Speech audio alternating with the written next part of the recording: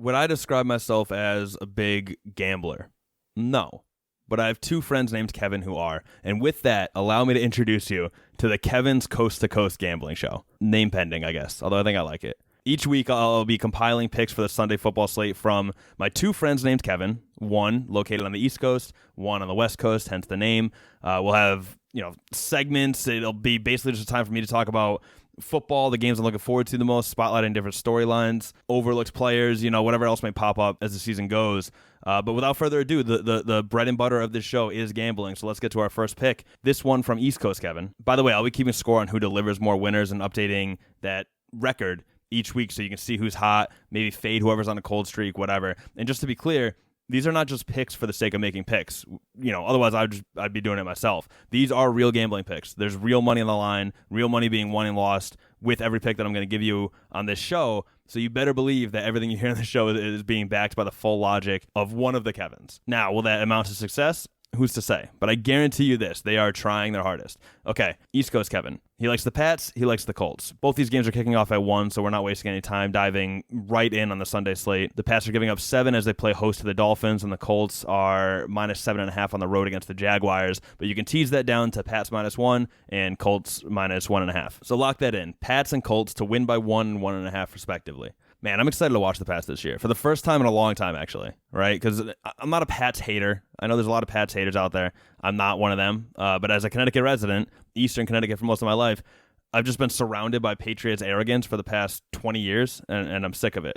I mean, who wouldn't be? Unless you're a Patriots fan, if you're just immersed in that constantly. I think the country's sick of it. I'm right in Patriots territory. So I've really been faced with it and seen the self-assured smirks and all this shit during all these playoff runs and Super Bowl runs and all this. So it's a little bit annoying, right, if I'm being honest. But again, I'm not like a Patriots hater. Still, though, the idea of seeing a new quarterback behind center for the first time since goddamn 2001, Cam Newton of all people too, right? You got a former MVP, former Rookie of the Year, Heisman recipient, two-time national champion, former Super Bowl quarterback. Obviously, he came up short in that Super Bowl, but still, this is a golden opportunity for Bill Belichick to prove that he was the driving force behind the consensus greatest quarterback of all time, and not Brady, who made Belichick look good. And by the way, I mean, I'm not in their heads, but you would think the kind of competitors that Brady and Belichick are, there is an extra sort of push to succeed separate from each other to prove that, I actually was the reason for that insane Patriots dynasty. Now, let's be honest. The answer is probably a combination of the two of them, but I'm sure neither wants to concede that. Also, let me just say this. Yes, half of the Patriots defense opted out this year, but when have they ever had big names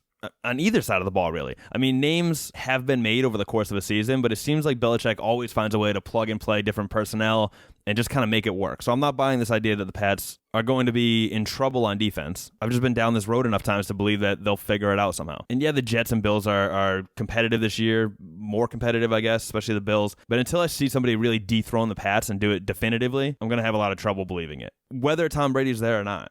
All right, let's get to another pick. We've got West Coast Kevin's lock of the week in and ready to go. He's taking us all the way to Sunday night. Cowboys versus Rams, and he likes the over, 51.5, predicting the shootout in the Rams' new stadium. So lock that in for West Coast Kevin.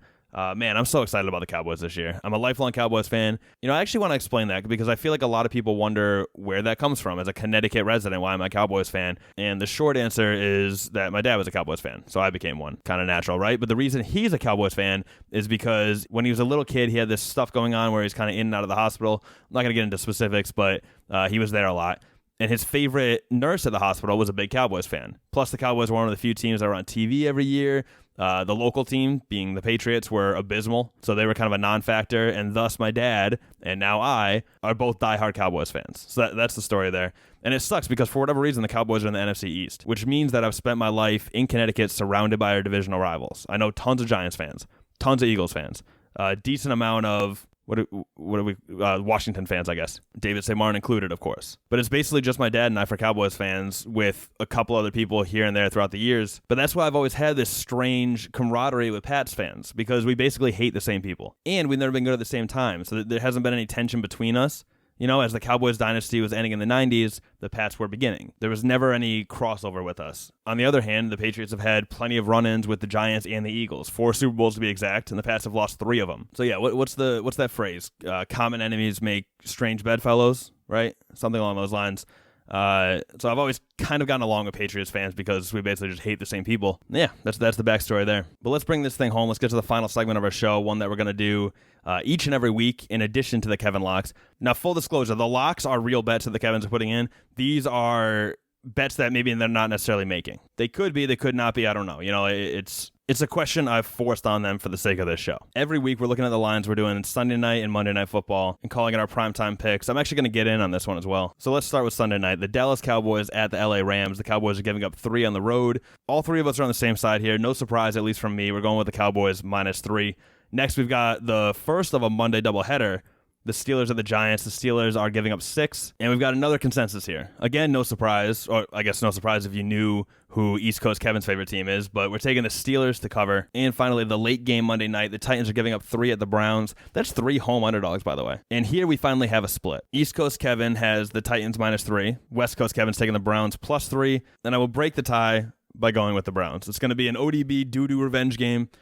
Allegedly, and that's where we'll leave you for this week. So to recap the locks of the week, East Coast Kevin is going with the Pats, Colts parlay giving up 1 and 1.5 respectively with the T's, and West Coast Kev is in for the over in the Cowboys-Rams game at 51.5 points. So good luck with your bets. I'm so goddamn happy football's back in our lives, and I'll see you next week for another episode of the Kevin's Coast to Coast Gambling Show. I think that name's definitely going to stick, right?